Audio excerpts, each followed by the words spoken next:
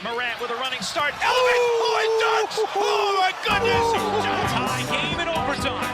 Gasol will turn. His heave is gone! Memphis on top.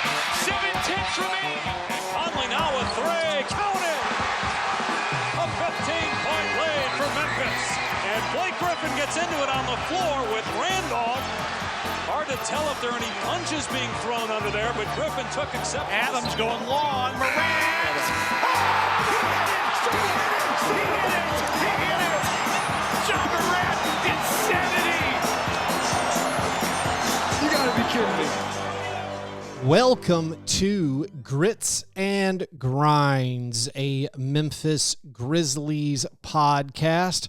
My name is Keith Parrish. The Grizzlies made a major announcement about playing their first ever regular season games in Europe. This announcement does come with some significant downside, as that means they will not be hosting a game on Martin Luther King Jr. Day. So, on this episode, I'm going to talk about the Grizzlies losing their MLK Day game to be a part of the NBA Europe games. Also on this episode, and the bulk of this episode, is an interview with Owen Phillips. He's a numbers guy who has worked in an NBA front office.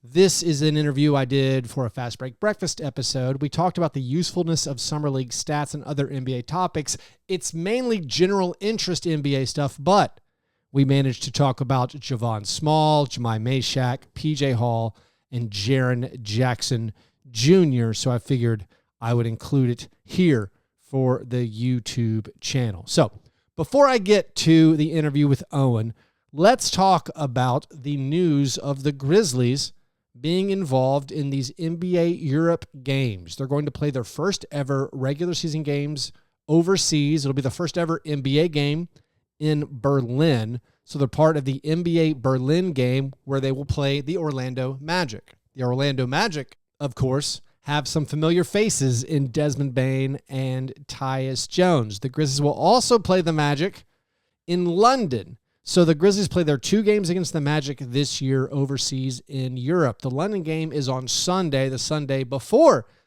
MLK Day. And that, of course, means the Grizzlies, for the second time, I think, since they've moved to Memphis, will not have a game on MLK Day. And, of course, that's been a big event in the Memphis community. They have the symposium. They honor civil rights activists. They do all kinds of social projects in the area. And, of course, they anchor the NBA's national TV broadcast. So it makes sense, I think, that Grizzlies fans would have mixed feelings about this decision. The team released a statement from team president Jason Wexler about this, knowing that this would be a big talking point. He says, quote, "In order to undertake this rare opportunity to bring Memphis to an international audience, it will require the team to be away from home for MLK Day. However, we remain committed to supporting the Memphis community over the MLK Day holiday while the team is traveling, and we look forward to the Grizzlies once again anchoring the NBA's MLK Day schedule in 2027. So whatever you think about the decision, I think you can be confident that they didn't make this move lightly. They fully considered all of the ramifications. I personally wonder how much of this is the team versus the league. Like, how much does the NBA say we want to include you guys in this? And so how much was each party pushing for one of these things? Again, it's a great bit of exposure for the Grizzlies internationally, bringing Ja to an international audience, and, of course, the other Grizzlies players. There's the connection to Germany that Thomas Isolo has. He was a coach in Germany. He guided German club Telekom Baskets Bonn to the Basketball Champions League title in 2023. That I just took verbatim from the Grizzlies press release about this. The Magic connection makes total sense. Of course, Franz Wagner, Mo Wagner, German citizens from Berlin, they get to play in front of a friendly crowd, I would assume. The other negative to this decision or this announcement, outside of losing the home game on Martin Luther King Day, is that the Grizzlies aren't going to be able to host Desmond Bane for a return trip to the FedEx Forum. Desmond Bane returning is kind of going to be a big game. And now the Grizzlies are going to play both of the regular season games against the Magic in Europe.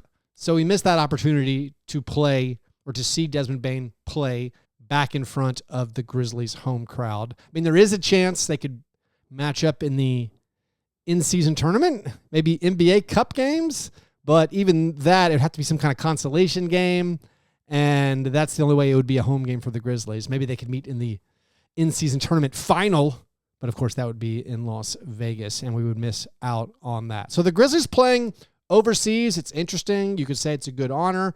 You wonder, I personally wonder, like, how do you measure the exposure, the international exposure versus that national exposure just being part of the MLK Day festivities, the marathon of NBA games on that Monday? Like the Europe games are going to be on in the middle of the day on a Sunday and then maybe a Thursday. Like, no one's watching those games. I assume they're on NBA TV or wherever. I don't even know where games are being broadcast this year, so maybe I could be wrong there. But it is a bit of news that I think got a mixed reaction from Grizzlies fans. Now, in other Grizzlies news, Ja Morant is actually overseas right now. He's doing his promotional tour in Asia.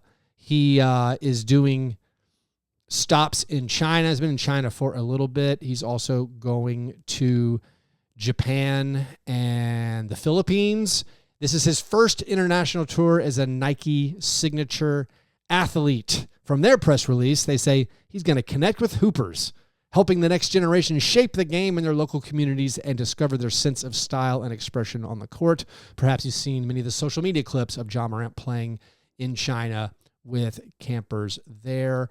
Other Grizzlies news, they announced their full preseason schedule. The first preseason game is on October 6th.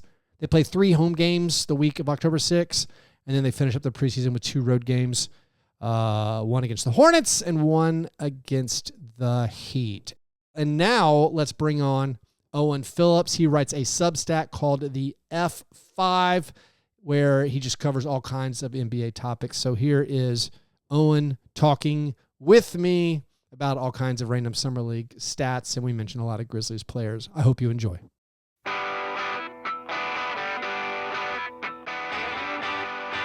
Owen, you write a newsletter. It's really, I find it very informative, but also you seem to hit topics that specifically speak to me a lot of times. You have a lot of stuff about a referee database, where it was, I loved the referee database, talking about, you would post on social media, something like, people would be commenting like, there's a lot of fouls called in this game. And you'd be like, well, actually, not so much based on the history of Bill Kennedy or whoever was like calling the game. So that's very super informative. But I wanted to get you on to talk about your post you made about summer league stats. So you're aching in Australia in the weather to watch some basketball. I'm in blazing hot Tennessee in the US of A. I don't know if I'm aching to watch basketball. I'm kind of aching for NBA news. It feels like the biggest NBA news desert that we've had in a while. I mean, technically, Gilbert Arenas was just arrested hours ago as we recorded, or maybe running a high stakes poker game in California. But like, as far as NBA transactions, there's like nothing. So I'm still kind of in my summer league glow. And you wrote a thing about summer league stats and about which summer league stats might be meaningful and which ones we can totally ignore. Is that a fair characterization? Yeah, no, that's right on point. I feel like everything you hear about summer league in terms of like how players perform, everyone always says summer league doesn't matter. It's like, don't pay attention to summer league. And when someone usually has like these broad declarations of what you should and shouldn't do, there's typically like some nuance in there that people are disregarding.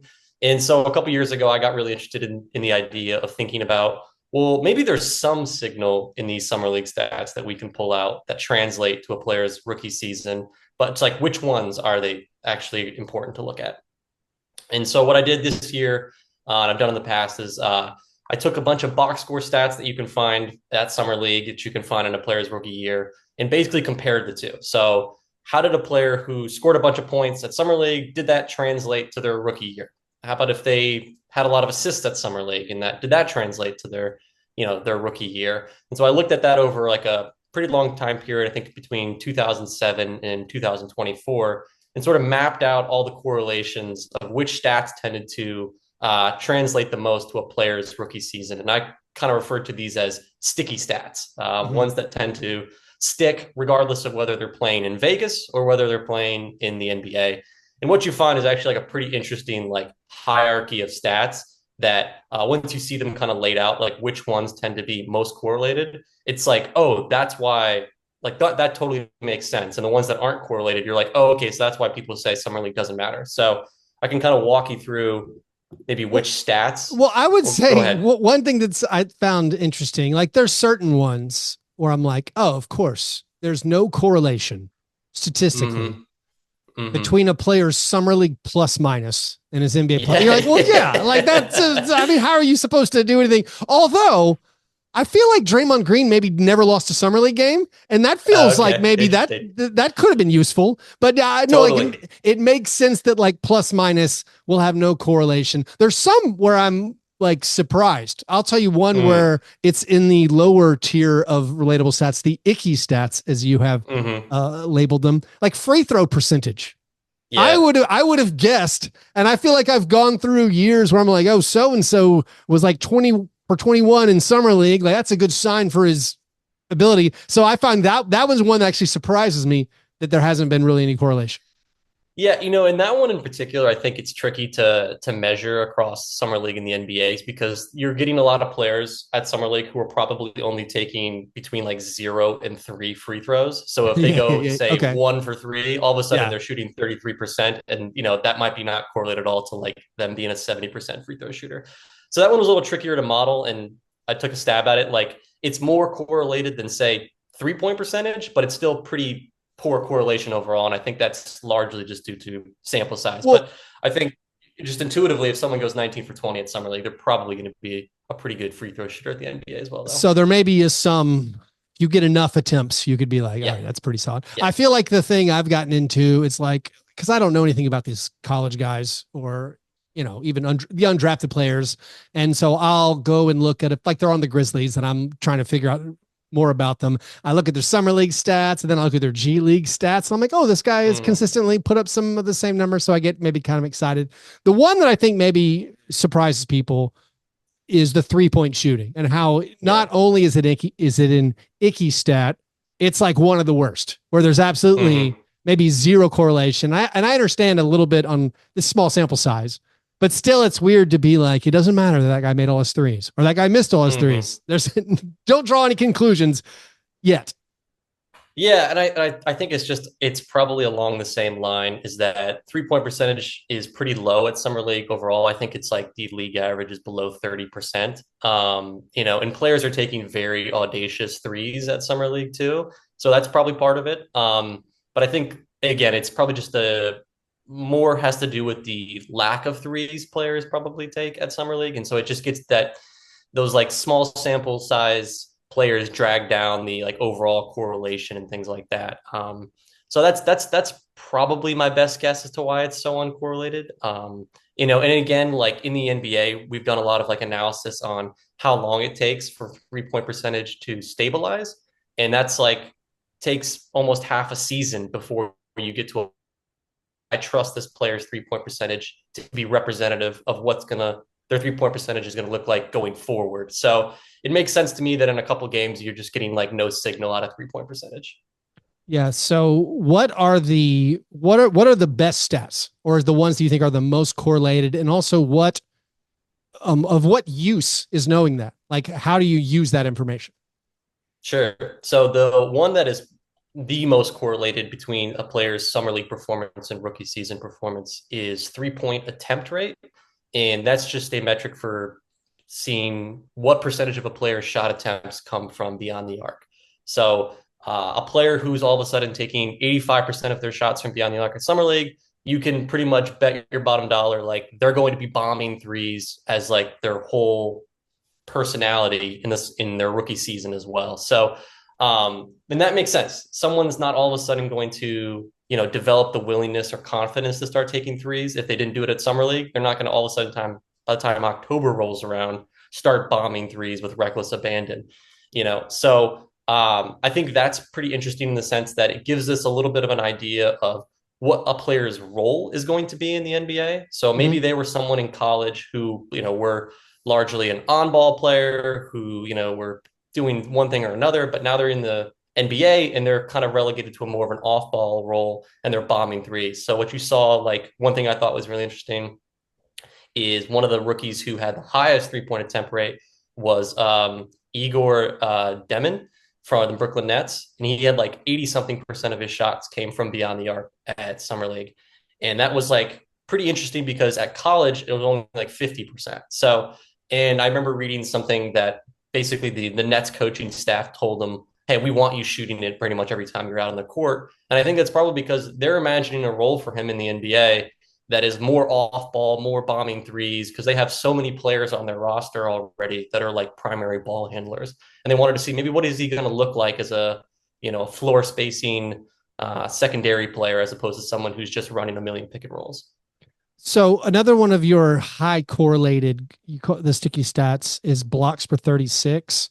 I was a little bit surprised that steals per 36, not as good. I thought it was one of those things. Cause I know I look at, whenever I'm like casually dipping into draft Twitter to try to fit, and everyone's talking about their steal and block percentages of these players, and they filtered it by like, who's done this? So I'm always watching Summer League, like, all right, who gets steals and blocks? Let's get excited. But I think it's interesting that blocks, it does seem to carry over. There is a correlation and not so much steals. Do you have theories for why that is?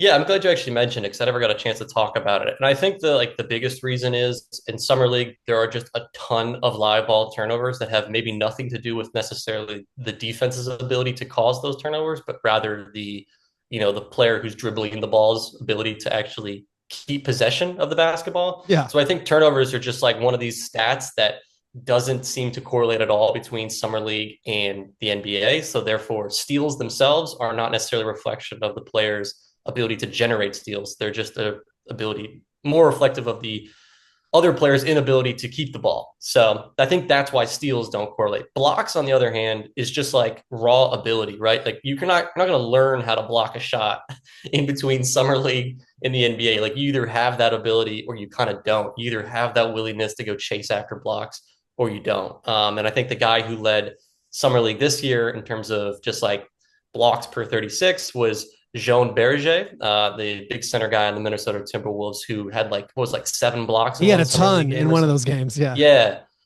And so I think like a pretty good, rule of thumb is like, okay, I expect this guy to be a shot blocker once he gets to the NBA. Like that's going to be kind of his calling card.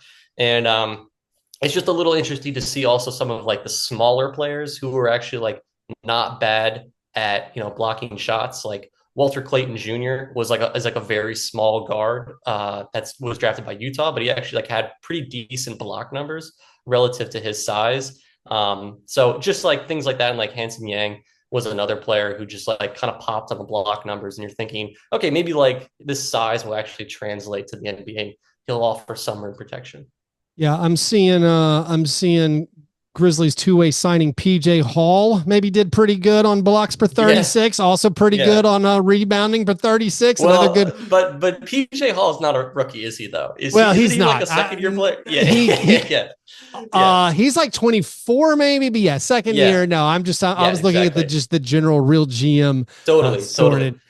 And it's worth pointing out, like if we have like stats from a player's G League season, those are probably going to translate more than these Summer League ones. It's just interesting with Summer League because this is the only data we have on a lot of these rookies in some sort of NBA context. So going back to the steals thing and the fact that there are just so many turnovers, I was curious if you knew this. Do NBA teams keep track of steals that are like, you actually stole the ball or you generated that steal versus the ball came to you? Like you were standing Yeah. there and whoever lost his handle, like I would like, is there a super steals stat out there where it's like you actually stole the ball? You ripped the ball away from this person because of your long wingspan, your deflection, your instincts, your movements, or like so-and-so dribbled it off his foot and you picked the ball up. I actually don't think anyone tracks it. That was actually a pretty good idea. Someone mentioned that to me the other day, actually. It's such a good coincidence. About like live ball turnovers are so important in basketball. Like they're so much more powerful than a dead ball turnover because a live ball turnover turns into fast break points. But, not all live ball turnovers are caused by the defense. Just like you said, some of them are caused by the player dribbling the ball off their foot or something like that. And I think in most cases, those still get registered as steals, which is kind of interesting. And maybe there should be some sort of like unforced error turnover or something like that. I know for a fact they're counted as steals from playing fantasy basketball. So it's like they're steals. There's other ones where it's like they do credit it to the guy who knocks it away most of the time. And then sometimes I'm like, that was my guy, whatever. That's one I'd be interested to know what those stats look like because I was looking at the guys who have the most steals in a summer league game ever. Because Jameer Watkins, I think the Wizards guy, I think he picked up 8, which tied the summer league record. Donovan Mitchell, that was a game I went to. He took the ball away from Wade Baldwin the fourth like 4 times in that game, and those were like. Yeah. But then I saw like Cam Whitmore had 8 steals in a game, and he's not really known for the defense. I also want to know. This is just unrelated to any of the summer league stuff. If we improve that stat, does anyone keep track of like I need a rebounding stat that deducts the uncontested rebounds. I don't care what, like I need NBA stats that say like, if Owen was on the court, he would have gotten that rebound. I need all those erased. If I'm standing on the court and there's no one near me and the ball comes right to me, I'm more interested in like contested rebound rate or something like that. And I need to know if that's available anywhere. Dude, I think that actually is available on NBA.com. I think they have a category for contested rebounds and stuff like that. But yeah, that was like a big sticking point to me when I was with the Knicks. I would always remember Julius Randle would get a bunch of free throw defensive rebounds. Yeah, and it would just be like just an extra 1 or 2 there every night. I'm so sensitive as a Grizzlies fan and podcaster when everyone's like, I wish Jaren Jackson Jr. averaged 9 rebounds per game. You're like, why? What is that? Like, I just want him to stand and get 4 extra rebounds. Like, I wish he got contested rebounds. I wish he got more of those. I'm not saying he's an excellent rebounder, but the general, the whole, like, he's 6'11", he should get 8 rebounds. Like, rebounds are the most fungible stat in the NBA. Yeah. Like, just show me where he's at. Are there any other players, going back to Summer League, are there any other players or rookies that jumped out based on the sticky stats that you have? Yeah, so the ones that I thought were kind of interesting were Colin Murray-Boyles. He was second in offensive rebounds per 36 at Summer League and was just like kind of like a two-way force out there a little bit, just a huge energy guy. And like the knock on him is like this guy can't shoot, but he kind of does like literally everything else. And that might be enough to kind of make up for the fact that he's missing this one core skill. So if you're like a big proponent of Colin Murray-Boyles, who was drafted by the Raptors, you're like really encouraged by the fact that he just like went out there and terrorized people on the offensive glass. The other one that I thought was pretty interesting was, 2 of them. So one was Curtis Jones was the 2-way player for the Denver Nuggets who was unsigned. I mean, he was undrafted and then was signed after Summer League because he was just like awesome. He was one of the leaders. I think he actually averaged more points per 36 than any other rookie. Oh, wow. At Summer League. He had a ton of assists and he was bombing threes and he was just making all of his threes. So that's like a really deep cut. Went to Iowa State, and he could be really good. But who knows? The other guy that I thought like popped a lot was 2 guys in Charlotte, like Liam McNeely and also Ryan Kalkbrenner. I thought both of those guys were like awesome at Summer League, which was kind of funny that Con Kneppel won Summer League MVP when I was like, I think he might have been maybe the second or third best player on his team. Because also PJ Hall was on that team, right? Too? Yeah, PJ Hall was. So he wasn't allowed to play in the championship game after he signed that 2-way deal. Well, I was curious about Con Kneppel because like he did pop at least like the assists per 36. I think they were pretty high for him. Also, I think he had maybe one of the higher 3-point attempt rates, so that maybe he was actually playing a similar role to what he might look like. in the regular season. Totally. Yeah, I'm looking at him. It's like him and Liam McNeely are like right next to each other on the leaderboard. Like Liam McNeely had 5 assists per 36. Con had 4.9. 3-point attempts. I saw Con had 9.1. Liam had 8.7. Yeah, like they're just like they were like pretty much. It's just funny that Con Knappel got a lot of shine. And I feel like there were other players on Charlotte that were also very good. I admittedly was too heavily influenced by one game I saw where Kalkbrenner was getting blown by Walter Clayton and Isaiah Collier over and over and over. So that left too strong of an impression on me to maybe. Yeah, look, I might go down with the ship on that one, but that's fair. Like boiling, sitting on a hot take that I think Charlotte actually might be sneaky good next year, and I kind of like the centers in Charlotte way better than I like the centers in Phoenix, who they traded for Mark Williams. If you get the pick offer from the Suns, might as well move on from Mark Williams. Try something new.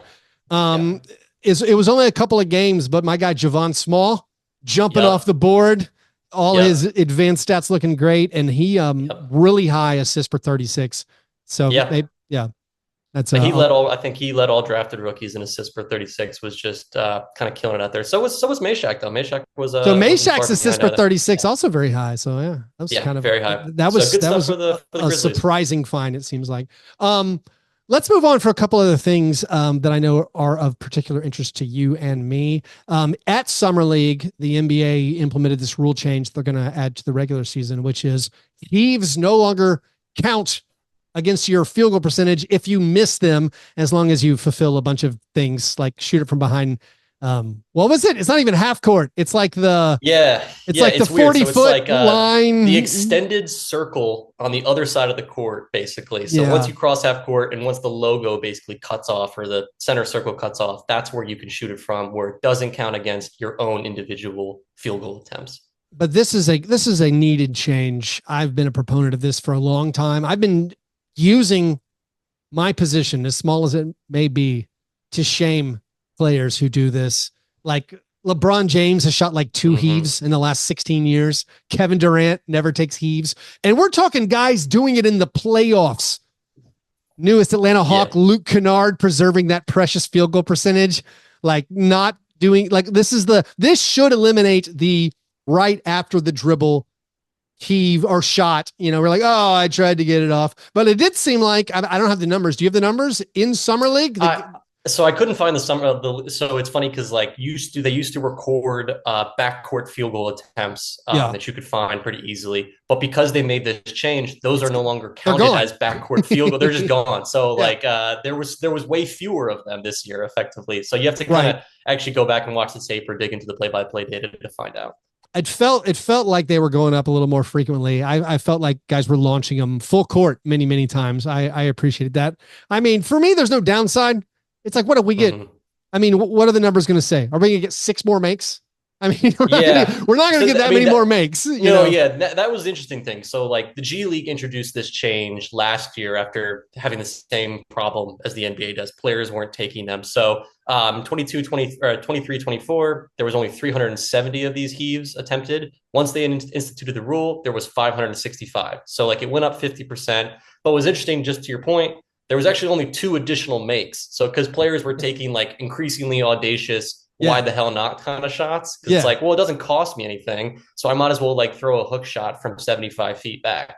And I think we're going to kind of see some of that in the NBA, like more of that stuff that, like Jokic was doing, which was just, doing a Euro step to a 3-point shot from the opposite free throw line. But he made them. Like He made some of the strangest shot put full court things. Yeah, he's the one guy, because you wrote in your newsletter how absurd it was that so many players didn't take them because they don't affect they barely affect your stats at all. Yeah. Jokic was so notable last year because he was the first guy who's like, it actually affected his stats because he took so many of them. Yeah, that's been my whole bugaboo about these heaves, is that players are always talking about preserving their 3-point percentage or their field goal percentage. I'm like, it's like 5 extra shots. Like it's not actually going to materially drag down your numbers, particularly if you're taking like 300 threes in a season. But it was to your point, it was very interesting that, Jokic took 25 heaves last year. That would have changed his 3-point percentage. He shot 41.7% on the season, But if you remove those missed heaves, and if it were, the rule had counted last year, he would have shot 45% from three. So that was just extremely interesting in the sense of he's one of the first players who took enough heaves to where it would have like actually materially affected his top line numbers. Because like in the past, you had guys like Andre Miller taking like 20 heaves, which was effectively a third of his entire 3-point attempts. And so, he's just getting like 20 extra misses in his denominator. So going from like a 37% 3-point shooter to a 25% 3-point shooter. I want to know if anyone in Denver has asked Nikola what happened to this year. He never shied away from them, but I'm looking at his basketball reference page. He had 28 before this season in his career. Yeah. And then he just started launching them. Maybe he's like, I don't care anymore. I'm just going to put him up. I think he's just a guy that feels like he adds a new trick every year. There's always one new thing. Like he's doing these, quick inbound passes one year. He's doing like trying to draw the full court shooting foul, which I think is like his white whale, where he's really always trying to get someone to call on that, which I think is going to be great whenever that happens. But yeah, I think he's just always adding one little new trick to the book every year. It honestly feels like if I'm LeBron James, I still don't take heaves because I feel like it looks worse if LeBron takes like 10 this year. It's just proof that guys like me sitting in a basement yelling at him, we're like, you're being selfish. Like, why would you pass up the chance at 3 points? I went almost full sicko mode this year during a very slow period of the F5 and thought I'm going to watch every end of period to see who has, ignored the heave the most, who's opted out of the heave the most. Yeah. And I got pretty far down the path and I was like, this is stupid. This is going to be interesting to like 2 people. And I was like, I don't think this is worth it, but maybe I'll revisit it this summer when there's a little more time. I'm one of the 2 people. So I appreciate the effort that you have put into many of your things. To wrap up, I do want to go back to one thing about your summer league stats. You did, it sounds like, expressed some reservations about Cooper Flagg. And I've never heard anyone express reservations about Cooper Flagg. So Owen, plant your flag. What negatives did you take away from the 2 games by Cooper? Look, I don't want to sound any alarms. This is not to say Cooper Flagg is a bust or that he's not going to be everything everyone hoped him to be. I just think after watching him at Summer League, I am now tempering expectations in terms of the type of player he's going to be in his rookie year. I was in my head, had him as like this, ultimate connector glue guy who is like AK-47 on steroids or something like that. Just like a guy who's kind of at threat to do a 5x5 on a basketball game or something like that. Having watched him at Summer League where he was kind of asked to initiate the offense a lot, sort of like be the primary playmaker, he sort of looked to me, this I do not mean this as an insult, I mean this like as just a way of sort of describing who he is. He kind of looked more to me like Detroit era Jeremy Grant, who was like finally thrusted into a role of like being a primary playmaker after playing years as sort of a secondary guy. And it makes sense. Like, it sounds like they're going to be without Kyrie Irving next year.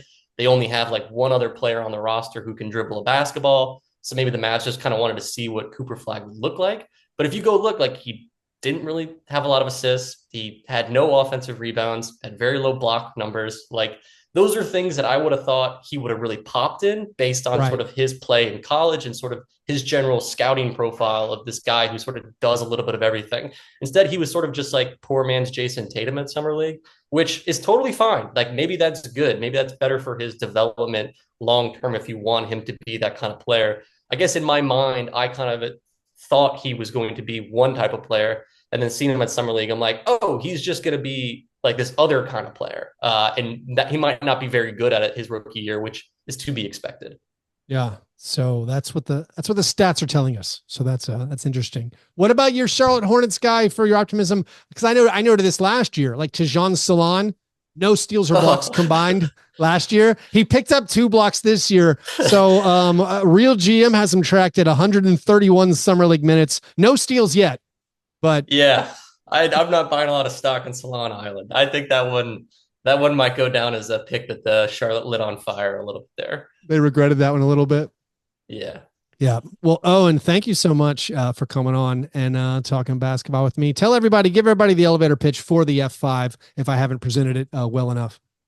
No, you did a great job. It's a weekly newsletter about data in the NBA where I kind of explore interesting trends and things that catch my eye and try to talk about them through charts and more accessible language when it comes to stats and numbers and stuff like that. So if you like that kind of stuff, give it a shout. It's free. Comes out once a week. Also, you just did a thing on the restricted free agent impasse, pointing out there's been basically offer sheets have disappeared. No one even bothers with those anymore. And the restricted free agents, no one will sign them. So check that out. Poor Cam Thomas, Jonathan. Poor Cam Thomas, man. Also, this goes back to my pet peeve of the NBA. It's harder for these free agents when like a third of the teams don't want to win or only want to win in a specific way. And so it becomes like really tough for the guys who are like, I can actually score. They're like, nah, we don't want that. Like, oh, okay. Anyways, Owen, thanks so much. You guys go check out Owen. Everybody, if you want more from me, patreon.com/fastbreakbreakfast. Thanks for listening. You guys are the best. And remember, breakfast is the most important thing